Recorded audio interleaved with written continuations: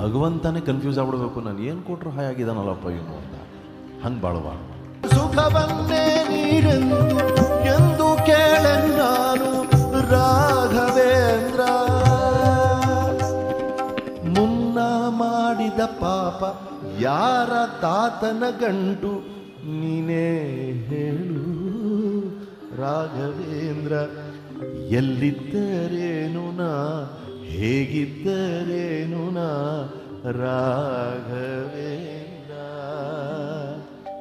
ನಿನ್ನಲ್ಲಿ ಶರಣಾಗಿ ನೀ ನನ್ನ ಉಸಿರಾಗಿ ಬಾಳಿದರೆ ಸಾಕು ರಾಘವೇಂದ್ರ.